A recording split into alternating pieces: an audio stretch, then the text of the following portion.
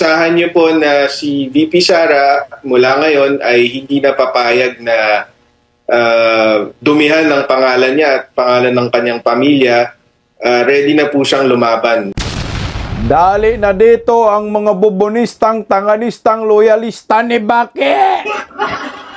Vice President Inday Sara Duterte lalaban na sa team Malitang Pira, anak ng kamote. Oh.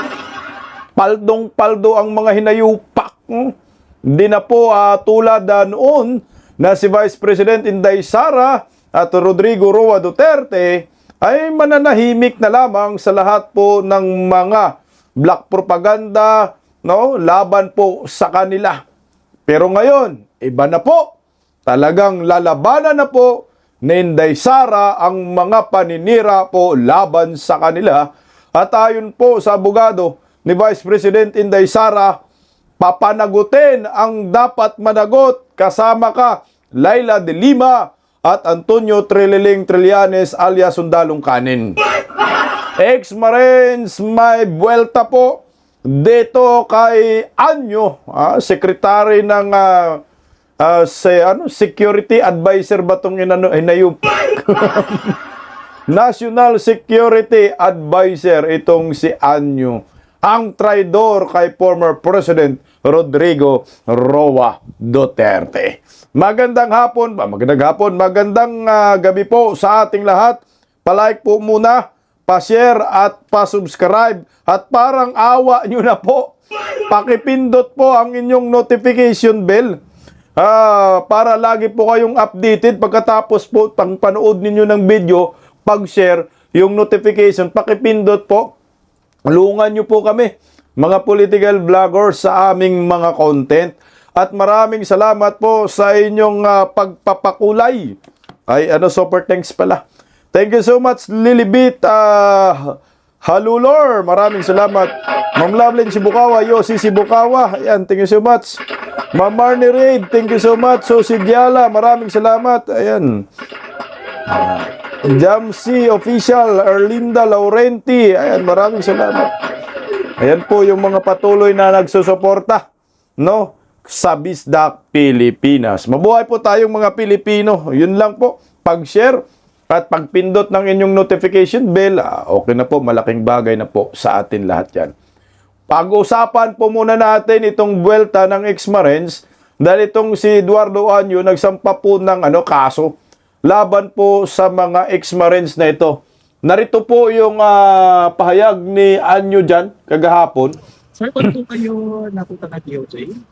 Well, nag-file ako ng case against yung mga sinasabing ex-Marines at saka kay Attorney Baligot at kasama si Mike Defensor.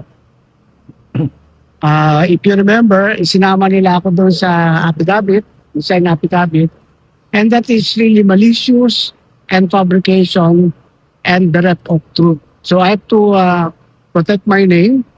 I have to defend my honor because I will not sell my name to anyone or to any amount. So that is really a malicious imputation. So nag-file ako ngayon. This is just the first. No? May mga succeeding cases pa ako na ipapile. Ang ipinal ko ngayon ay Article 154, which is unlawful means of publication or unlawful utterances. Yung tinatawag nating fake news, fake publication. This is in line also with the RA 10175. This is the Cybercrime Prevention Act of 2012. That is, if you are uttering any publication, lithography, or using the means of information and communication technology for any false information, that would actually endanger public order or cause damage or that will cause or damage the the credit or interest of the state. So yun yung pinal ko na nakaso ko. Nandun naman yung mga elements of crime. No? Una-una, yung mga offenders ay gumawa ng publication that we will say news. Pagkatapos gumamit siya ng print, lithography, or any other means of publication. The news is fake, and then likewise they use information and communication technology, and at the same time it endanger public order and also cause damage to the interest or credit of the state. Ano pa po yung pinag-aaralan ng ibang kaso? Nagpiprepare pa rin ako ng cyber libel. Ayan po yung iyakin na sekretary ni Bangag. Sayang lang, Anyo, dahil ikaw ay sa panahon ni Tatay Digong, medyo okay ka naman kay Tatay Digong. Pero ngayon, nagpagamit po kayo sa gobyernong hinayupak na mala-impyernong ginawa tayong impyerno ng gobyernong Marcos. No? Yung kredibilidad mo, sira na yan, Anyo. Sabi niya, ayan, kinasuhan na po yung retired mga ex-marines. So, patungkol po sa mga isiniwalat na mga mali-malita. Alam mo po, Anyo, kayo po yung nagbibigay ng banta po sa bansang ito dahil limas po ang kaba ng bayan dahil po sa inyo. Ayun po yung sinasabi ng mga ex-marines. Narito po, mga kabisdak, nabigyan po tayo ng pagkakataon, no? Kanina ay in-interview po natin, nakaabot po ako mga 10 minutes. Naka-interview po tayo sa ilan ng mga ex-marines patungkol po sa mga isiniwalat po nila sa mali-malitang pera at sinagot po rin nila dito si Eduardo Anyo. Narito po ang pahayag ng mga ex-marines. Ma'am, na wala ng credibility yung mga tropa dito na awol, dishonorable discharge, retired man. Hindi naman ang usapan yung gano'n, ma'am. Ang usapan dito, yung katotohanan. Exactly. Ayun ang pag-usapan dito. Yan ang katotohanan, ma'am, na lalabas. Hindi naman kami dito ang usapan dito na wala ng saysay ito mga ito kasi discharge, dishonorable, nag-awol. Ako, ma'am, retired ako, pero hindi ko minamaliit itong mga ito. Ako bang tutusin, mabuhay na ako sa maayos. Pero dito ako para sumama, para labanan natin para matigil na yung korupsyon natin. Para sa sambayan ng Pilipino. Kasama po kayo sa lumabas kay Ma'am Jessica Soho, tama po? Ako po. Kasi sinasabi din po doon that your timing is suspect. So ibig sabihin po, lumabas po kayo ilang araw bago madinig yung impeachment case po kahapon ni Vice President Sara Duterte. Kayo po ba ay lumabas para maimpluwensyahan, matakot kung sino man po yung mga nabanggit sa inyong salaysay ng mga congressmen na maaring bumoto ng impeachment case for Vice President Sara Duterte? Hindi naman po sa tiniming namin sa paglabas. Kaya ng sinasabi ni Attorney Baligod, so saan ba tayo lalabas? Saan tayo, paano natin timing? Ang ano lang namin po naman, kailangan talaga namin ilahad yung katotohanan para hindi bulag sa ating sambayan ng Pilipino na may korupsyon dito sa ating bansa. Sinasabi niyo po na ang House of Representative na lugar kung saan nagkiklaim ng mga paper bags ang ating mga kongresista. And sinasabi niyo po na each time na merong mga pagdinig, either TRICOM man yan o QUADCOM man yan, umuuwi silang may bit-bit na mga maleta. Nangyari po kahapon na finalize ang impeachment case ni VP Sara sa Committee on Justice na sinasabing sufficient in form and substance para magtuloy po sa isang impeachment proper na pagdinig. Naniniwala po ba kayo na after nung hearing na yon may mga paper bag na inabot sa kanila? Oo, ma'am. Naniniwala kami doon kasi ang bago kami pumunta doon sa HOR, may dala-dala na po kaming mga paper bag na naglalaman ng pera.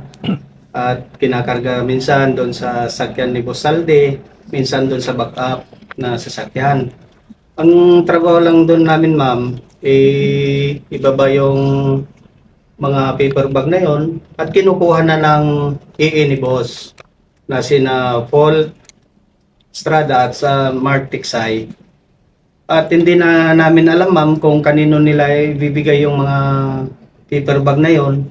Pero nandun lang kami sa harap ng HOR at pagkatapos ng hearing na yon, nakikita na namin yung mga congressman na bit-bit na yung dala naming paper bag. So, yun pa lang, nagpapatunay na mayroon talaga silang natatanggap na pera. Sinasabi nyo din po na mayroong pagkakataon na ang mga congressmen natin ay pumipila sa helipad para doon mag-claim ng mga paper bags. Tama po ba? Wala pong ganun, ma'am. Ang na observe lang namin noon ay paglabas na po nila. May mga bit-bit na pong paper bag. At yun din yung mga dala namin. Ina-assume natin na binayad sa kanila for performing a task. Tama po ba? Yes po. Ito yung sa Quadcom, Tricom noon. Pagkatapos ng hearing, ay may mga paper bag na ang mga bugok, no? Kaya maraming nag-attend ng mga kongresista. Yun pala, bawat paper bag, yun yung hindi natin alam kung magkano ba bawat paper bag. Hindi natin natanong kanina, no? May large, small, no? At malinaw yan, ha? Sinabi nila nang pag lumalabas daw yung mga kongresista dyan sa House of Representatives, nakikita nila yung mga paper bag na dala nila na ibinigay doon ay bit na po ng mga kongresista. O ito, tuloy po natin mga kabisdak. Yung paper bags na inaabot ninyo, paano po ninyo nalaman na pera po yung laman doon? Yung paper bag na yun, sir, hindi naman totally kami yung mag-aabot. Kami nagdadala galing sa Horizon, no? Sa sasakyan. So, alam na po namin yung, kasi malaman namin kung anong bigat. Tsaka yung paper bag na yun, ang laman nun, pupunuin mo, 5 to 10 m. So, dala-dala namin po sa sasakyan, papunta ng HOR. So, 5 to 10 million yung laman ng ng paper bag yung dinadala nila sa HOR. At least maliwanag po yun. 5 to 10 million. 10% po kayo siguradong pera po talaga ang laman ng paper bags. Yes, po, sir. So yung paper bag na yung dalawang magkapat. Tinanong ko lang yon para at least dokumentado o 100% ba na yung laman ng paper bags ay pera para at least sigurado aware tayong lahat kasi baka sasabihin paano nyo nalaman na gano'n na pera yun. Sila 100% alam nila na yung laman ng paper bags ay pera 5 to 10 million. Tuloy oh. Itong po yung tatlong patong kasi ang single paper bag baka mapunit o mapigtas Hindi makakapal man po yung binibili namin. Matibay po siya. paper bag, eco bag. Paper bag. Paper bag. Gaano kalaki na paper bags? Kasi may mga small din na paper bags, meron ding large na paper bags. So yung yan, sir, parang ganun. So malaki talaga. Parang eco bag. So ngayon, kung ganun kalaki, large yun, so mga 10 million yung laman bawat paper bag. So yung ibinibigay nila sa mga team malita. Sa Kung magsha-shopping ka, pantalon yun, no? Pants yun. Parang ganun, Levi's. pants. Pero yung mataas sa Levi's. Yung hindi Levi's mababa. Yung mataas yan. Tapos makapal. Pang-bag ng mga babae. Hindi siya yung Uniqlo na papel na Hindi siya hindi mapunit. kakayanin. Hindi po. makakapal. Siya. Makapal siya. Makapal. Sir, kasama ba si Congressman Garin doon sa affidavit niyo na nabigyan din ng Malita. basura? Meron po. Kasama sa malita kang yun. Sa sinasabi nyo na hindi kayo magkakasama. Kasi yung pinupunto ni Boyeng Rimulya, bakit daw ang sinasabi nyo is halos pare-pareho? Sa lahat daw ba na delivery, magkakasama po kayo? Or kasi gusto niya hingan kayo ng individual affidavit na dapat mag-collaborate yung mga statement nyo doon sa mga affidavit nyo. Actually, sir, mamumonitor namin kasi meron kaming GC, group chat, Viber group. Pero yung involved lang doon, yun ang nagsama. Kasi hindi naman puro kami lahat. Wala ng security si boss. Sabagay, kasi hindi nila sinasagot kung ano yung task nung Opo, isa eh. ma'am. May tinuturo tayo Kasi may kanilang kanya-kanya kwarto kaming eh. tasking po. Kasi yan ang pinupunto ni Boyeng, na paano daw sila nagde-deliver ng sabay-sabay. I-monitor namin Hindi yun, sir, naman sa sinabi po Viber. namin na sabay-sabay. Meron, halimbawa, 5 nag-deliver. Sila yung na may participation doon. Pero alam namin nag-deliver po kasi bago mag-alis yan, may nakatas. Meron kaming Viber group na ito, si Basura. Saka monitor namin lahat yun. May May monitoring screenshot po. ba kayo yung group chat niyo? Oh, meron po, pero Na-dissolve na po ba yung group chat GC na yan? Pero meron kaming group chat dati. Sino po nag-create ng GC? Yung team leader po namin. Ito muna bago kay Anyo, no, kasi binanatan din nila si Anyo. Yung sinabi kasi ni Boyeng, kailangan mag-execute sila ng individual affidavit. Hindi, ang ginawa kasi nila consolidated na. So, iisang kwento, so sinalaysay nila sa abogado, no, na nag-affidavit kung sino man, Attorney Baligod, yung kanilang mga experience, mga naranasan sa pagdi-deliver. At sabi nila dyan, alam nila ang galawan kasi may group chat sila. Pero hindi naman sila lahat ang pumupunta sa deliveries dahil may kanya-kanya silang task. Yung iba mapupunta kay Saldico, nagsisecurity, yung iba nagdi-deliver.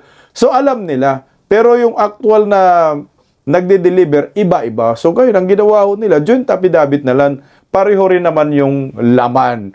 O ito, tuloy natin dito. Secretary Anyo, nagsampa na ng reklamo, ng kaso laban po sa inyo sa Department of Justice kagahapon.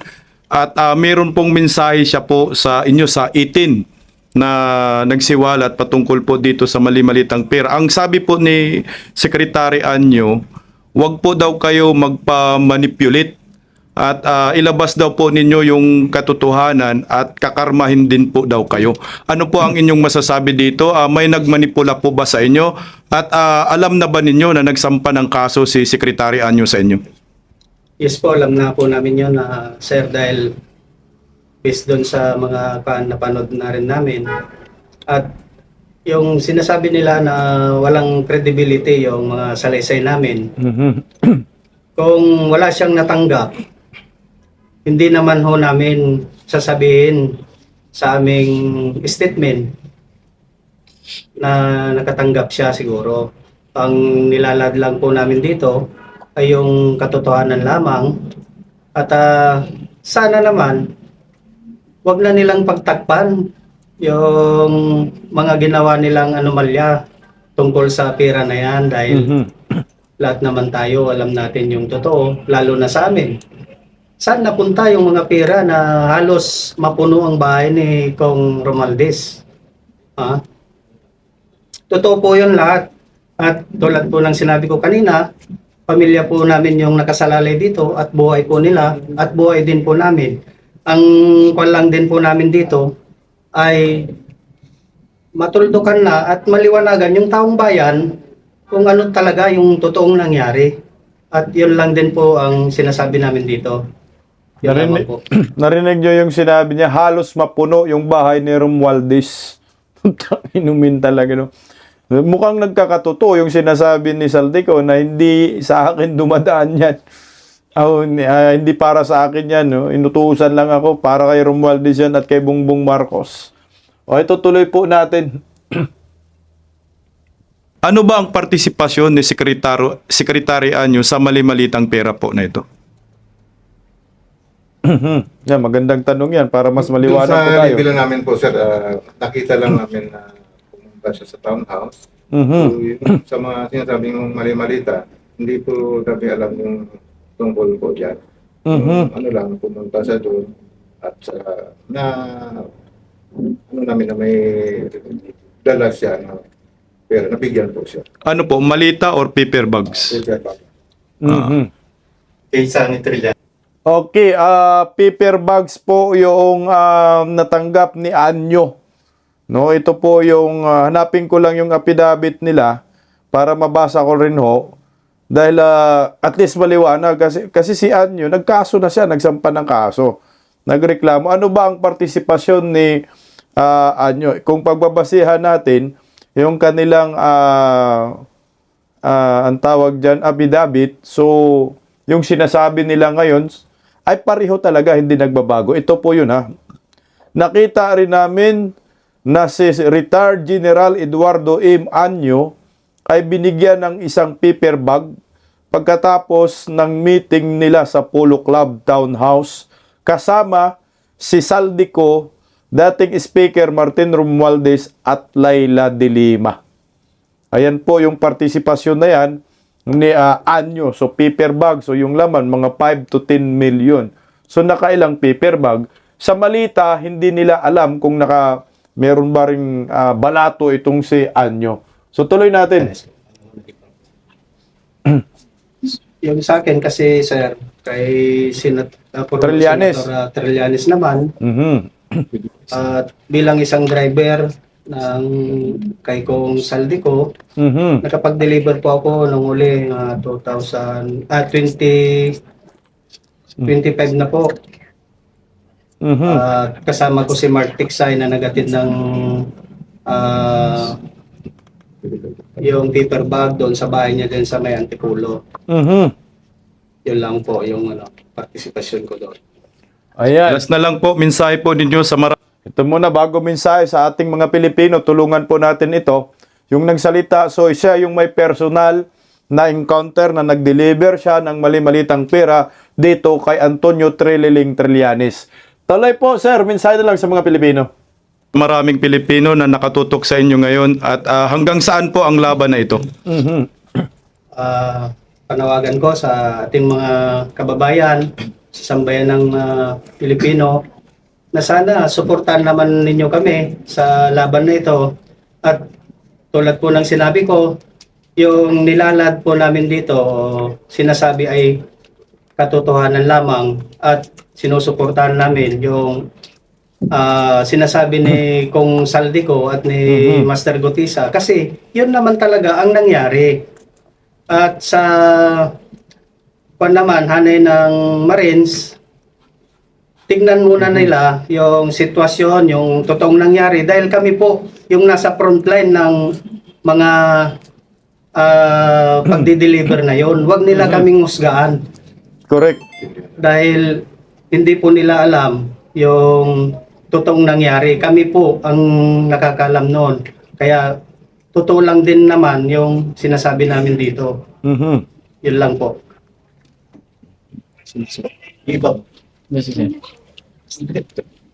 Yes, sa sambayan ng Pilipino, maraming salamat po sa suporta ninyo. At sa mga taong may kinalaman dito sa flood control issue na to, please, ibunyag nyo na pong lahat. Kasi habang tumatagal, mas lalong nagigipit at nahihirapan kami, at lalong-lalo na yung taong bayan. Tao lang tayo, may Panginoon tayong sinasamba. Kailangan natin intindihin yung kapwa natin na naghihirap, na sana bigyan ng magandang programa kung sa mga namumuno ngayon, bigyan ng magandang programa ng gobyerno. Lalo na ngayon, 18 point something trillion ang utang ng Pilipinas. Correct ka dyan, sir. Anong mangyayari sa mga kabataan natin? Anong mangyayari sa amin? Anong mangyayari sa darating na apo namin? Pag-anak ng apo namin, may utang na. Pagka lipas ng sunod na taon, madagdagan na naman ulit ang utang ng Pilipinas. Walang magandang programa kasi yung gobyerno. Sana huwag kaming husgahan, tanungin kami, imbestigahan kami ng maayos at neutral na pag-imbestiga. Huwag yung puro na lang sa inyo yung nasusunod. Pananakot. Paglalahad namin ng katotohanan, parang pigilan pa kami. Sana bigyan kami ng pansin, bigyan ng intervention o special investigation para sa amin, na para matapos sa lahat at matuldukan to corruption sa bansang Pilipinas. Maraming salamat po. Mabuhay po kayo, mga ex-Marines. Tingnan nyo po. Okay na po. Maraming salamat po at mabuhay po kayo. Thank you. Mantakin nyo ha. Sila po ay civilian na ngayon dahil mga ex-Marines na po. Yung iba retirado na. Bakit sila ay gustong magsasabi ng totoo patungkol dito sa mga manimalyang flood control na puro mga ghost projects, hindi mo maintindihan tong gobyernong ito eh. Ang sabi, magsalita kayo kung may nalalaman kayo patungkol sa flood control. O ito, may lumabas. Surely Gutisa lumabas, sinira ni Lilacson. O ito, 18, gusto nilang sirain. Kaya kailangan po natin na suportahan tong mga to, kahit sa social media man lang, dahil delikado po ang buhay nila. Sabi nga ho nila, hanggang kamatayan ang kanilang laban dito. Mga bayani ang mga to. At saka tayong mga Pilipino, buksan rin po natin ang ating mga isip.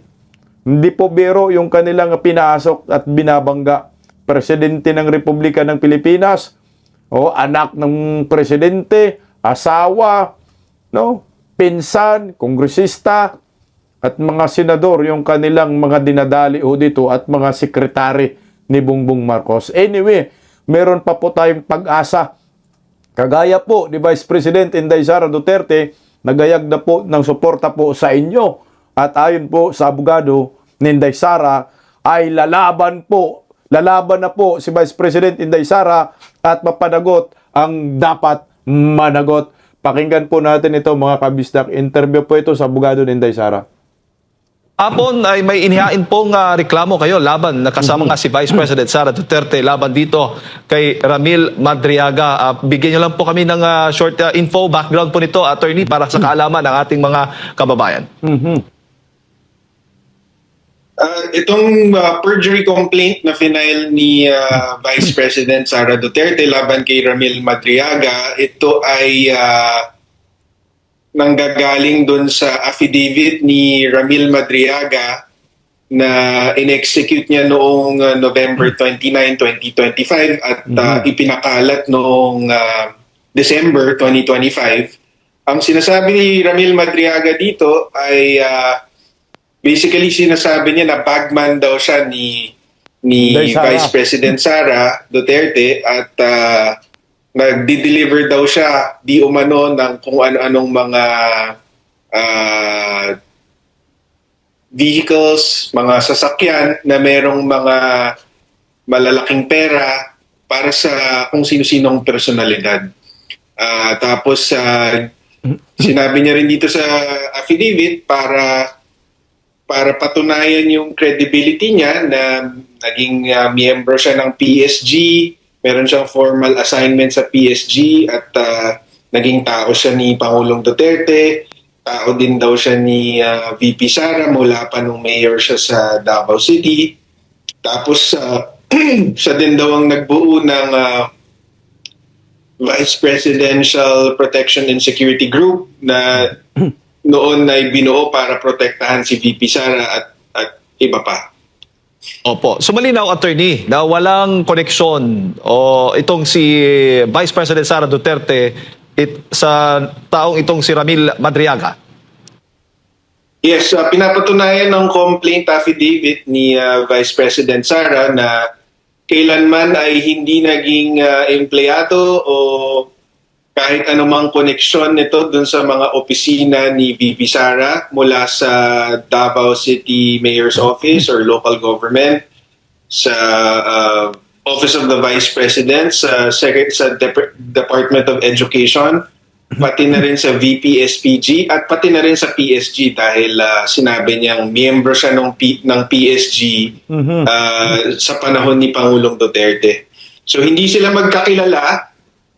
Hindi kilalang personal ni VP Sara si Ramil Madriaga. Wala silang personal o professional na relationship. So, imposible yung pinaparatang ni Ramil Madriaga sa kanya na inutusan daw siya na mag-deliver ng cash, na including confidential funds daw. At hindi rin totoo na binuo niya yung grupong Isip Pilipinas, yung Inday Sara. Sabi niya, Inday Sara is my President Pilipinas. Hindi rin po totoo yan. Opo. Attorney, sa pananaw... Ang tindi ng Madriaga na to, no?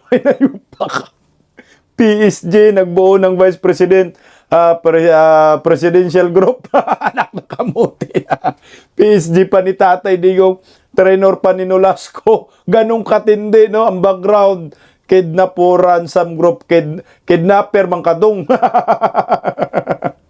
Ganong katindi itong kasinungalingan ni Madriaga na ginamit ni Trillanes at ni Laila D. Saba. Nako, sabi pa naman ni Vice President Inday Sara, lahat ng nasa likod ni Madriaga, papanagutin po kayo. Tuloy po, attorney, oh. Po ninyo, paano po ito nakakaapekto itong mga aligasyon ni Ramil Madriaga sa reputasyon po ng Vice Presidente? Hindi naman yun ang mahalaga sa pangalawang Pangulo. Dahil nga alam niya yung totoo at alam niya na ang karamihan sa Pilipino ay hindi naman naniniwala sa mga paratang ni Ramil Madriaga. Kaya nag-file si VP Sara ay dahil ginagamit ito sa impeachment na basehan para ipausad ang impeachment at yung ibang mga kongresista nga sinasabi na smoking gun ito. Pero ang totoo ay walang katuturan yung affidavit niya at hindi dapat paniwalaan. So, kailangan ng seryosohin ito dahil nga kasama na siya sa impeachment at syempre ang impeachment kasi is isang proseso kung saan pwedeng tanggalan ng kapangyarihan ng isang duly elected official of government. So ngayong nakaka-apekto na siya sa will of the people, kailangan ng seryosohin to. Hindi na pwedeng palagpasin, kailangan ng panagutin tong si Madriaga at kung matutuklasan natin kung sino yung mga taong nasa likod niya, pati sila. Patay ka, Laila de Lima. Kasama ka, Antonio Trililing. Mapanagot kayong lahat. Patay, balik kulungan na naman si Trillanes. Balik kulungan na naman si Laila de Saba. Paano sila naniniwala dito sa kidnapper na ito no nagiging credible?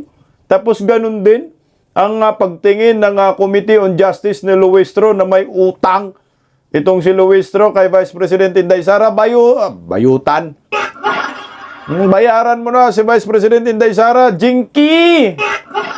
Ayan, narinig nyo. Dapat managot ang mga nasa likod nito. Tuloy, paho natin. Ito. I think sila mismo na ang umamin na nabisita nila si Ramil Madriaga sa kulungan. Si former Senator Trillanes, sinabi niya na bago niya gamitin yung Madriaga affidavit doon sa complaint na final niya versus VP Sara sa Ombudsman, ay binisita niya ito para kausapin. Pati naman si Congresswoman Laila de Lima also admitted that she visited Madriaga in person. Opo. So, yeah. Dali kayo ngayon, no? Kasi nga, 'di ba, sabi nila si Inday Sara bumisita kay Madriaga. Nakita sa CCTV, sa record, wala, hindi bumisita si Inday Sara. Ngayon, ang naka-record doon, inamin din ni Trillanes, inamin din ni Laila de Lima, sila ang bumisita kay Madriaga, anak ng kagwang mga inutil, no? Mga salot, pag de Lima at Trillanes, talagang parehong takbo ng utak. Ba't galit na galit sa mga Duterte itong mga hinayupak na to?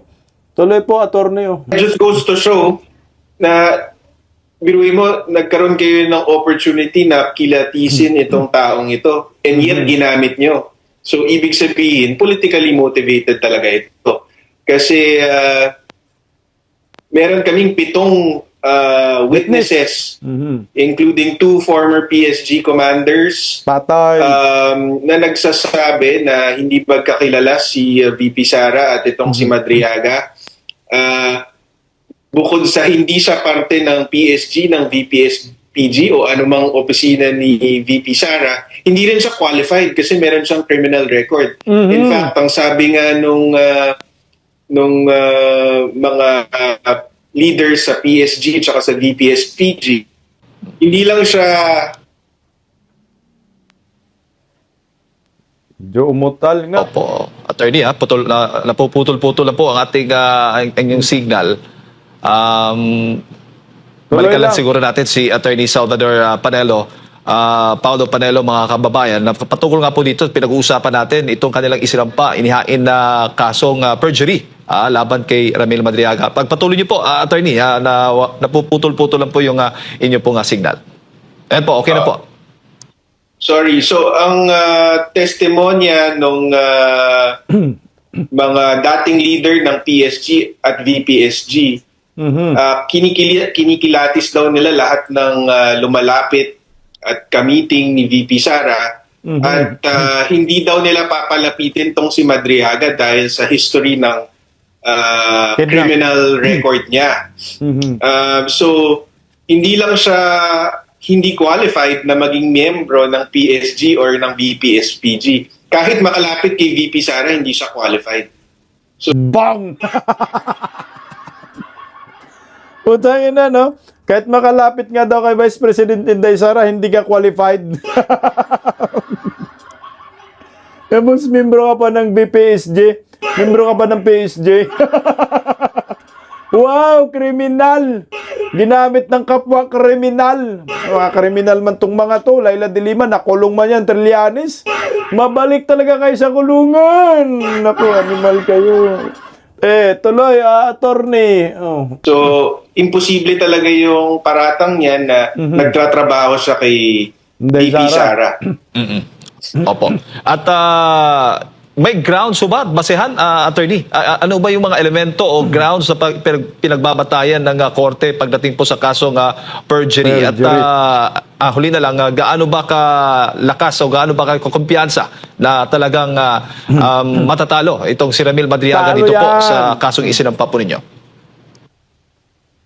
Yeah, malakas ang kumpiyansa namin na mahatulan to si Madriaga ng guilty. Simple lang naman ang elements ng perjury is mag-execute ka ng statement under oath that is false on a material fact and for a legal purpose. So, yun lang po yun. Kung nagsinungaling ka sa isang statement under oath Dali ka na. on a material fact, like itong pinaparatang niya kay VP Sara, ay perjury po ang tawag doon. So, confident po tayo na nasatisfy natin lahat ng elements na yan at saka confident tayo na more than sapat ang ebidensyang inihain natin laban sa kanya. Alright.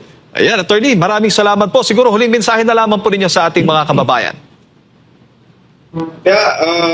Ang mensahe ko lang is maraming salamat po sa inyong suporta at wag po tayong basta maniniwala sa mga paratang laban kay VP Sara dahil alam po nating politically motivated ito. Maging mapanuri po tayo at asahan niyo po na si VP Sara mula ngayon ay hindi na papayag na dumihan ng pangalan niya at pangalan ng kanyang pamilya. Ready na po siyang laban sa mga kalaban niya at kalaban ng kalaban ng Pilipino. Bang! Narinig nyo mga bubonistang, tanganistang, loyalista ni Bake! Si Vice President Inday Sara ay ready na pong lumaban. No? Patay kayo diha. Ubus talaga kayo. Tama yung sinasabi ni Tatay Digong, pag si Inday Sara maging presidente, ubos kayong lahat. Kaya ikaw, Trillanes, Laila de Lima, balik kulungan kayong mga hinayupa kayo. Madali lang makonvict itong si Madriaga sa perjury na kaso Certificate lang sa City Hall, no? Na katunayan na wala talaga siyang record ni isa na siya ay empleyado ng City Hall sa panahon ni Inday Sara. Kasi po, certificate ng PSG. Nakatunayan ni minsan ay hindi po ito nagiging PSG. No? At hindi nagiging trainer ni Nolasco, di ba? Certificate ng BPSG. Sasabihin na hindi po ito naging membro ng BPSG. Patay!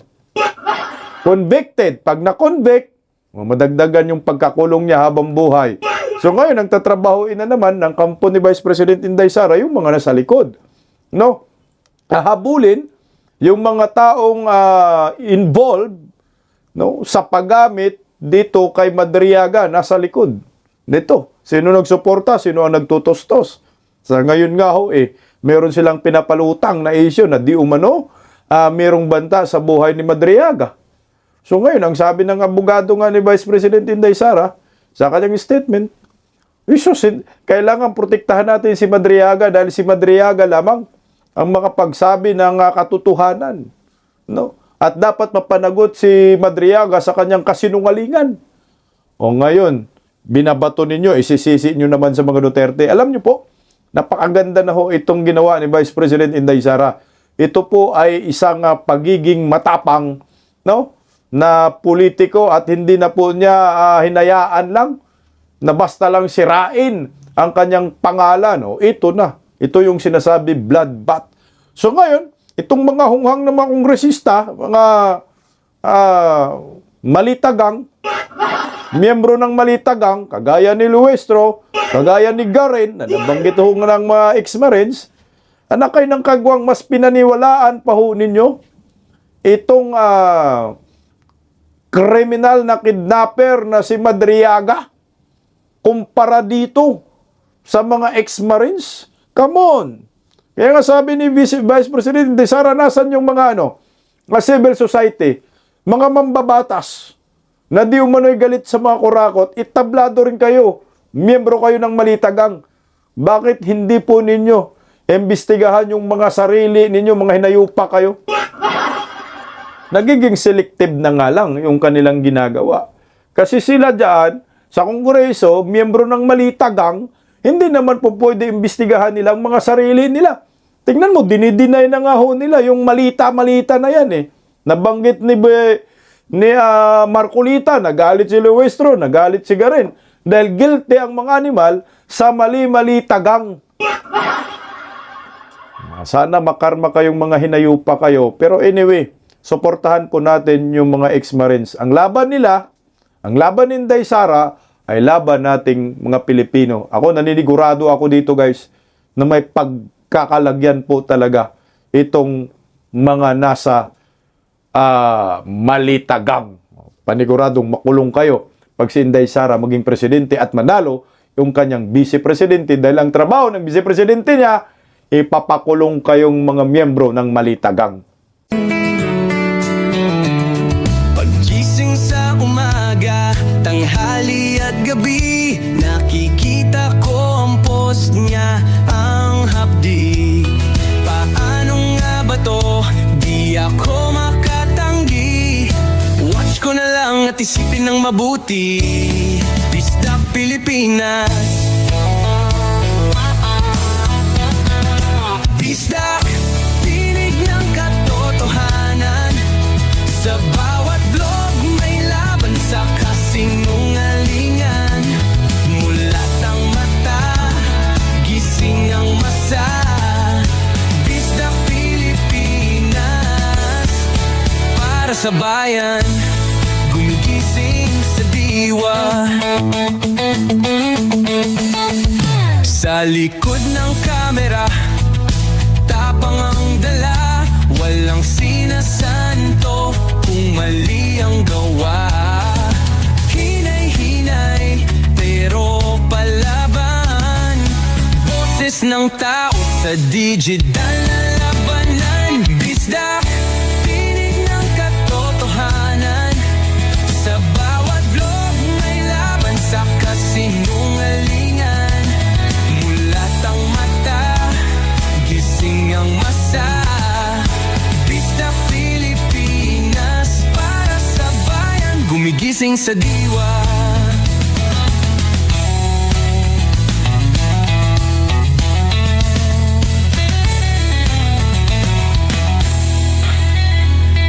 Hindi artista, hindi politiko, pero ang katotohanan, sigaw niya ay buo. Sa YouTube o Facebook man siya makita, may aral ka pa rin, may uwi sa bawat salita. Bisdak, gising sa katotohanan.